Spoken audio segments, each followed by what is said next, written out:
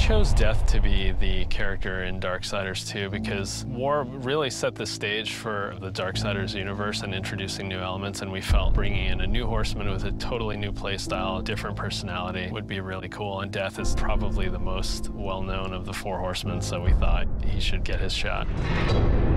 What makes Death different from War is almost everything about him. The way he expresses himself, the way he talks. I have an offer in mind. The way he handles business on the battlefield, and the way that he gets around. It's much more feral, more animal-like.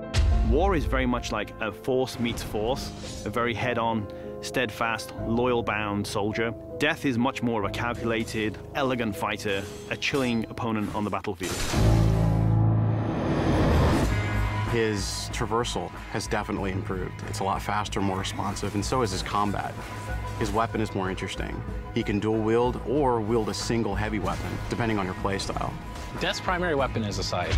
It's kind of a unique one. It's sort of a multi-purpose Swiss Army scythe. And he can use it with two different blades. He can attach it together to form the more traditional Reaper scythe. He can use it as a polearm. Of course, he doesn't stop that. He'll pretty much use any weapon that's made available. You can get big axes, you can get crazy cool claws, big iron fists, and he'll even shoot guns. I mean, he'll use anything that he can, really. The main improvement from Darksiders 1 to Darksiders 2 was depth. We wanted to make the game more involved. We wanted to have more context. We wanted the player to really feel like they're in a real world with people living there, stuff going on, things going on.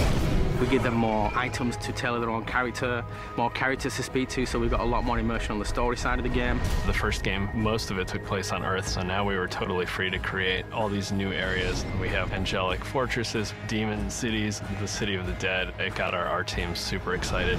On top of that, there's a lot of weapons and armor, and obviously the new character as well, Death. Death's the most feared, and he's one of the oldest horsemen in the fiction. They kind of look at him as a big brother. He's feared just because when he really gets down to business, he is the death dealer. That's sort of his thing. He wears his mask as an executioner's mask. That's his trade, that's his business. He takes people down. He doesn't wait for things to happen, he causes them to happen. So it's a much more aggressive style of game and a more aggressive character. I mean, I guess it's all wrapped up in his name, right? War implies some conflict, but Death's the final end. Who doesn't fear that?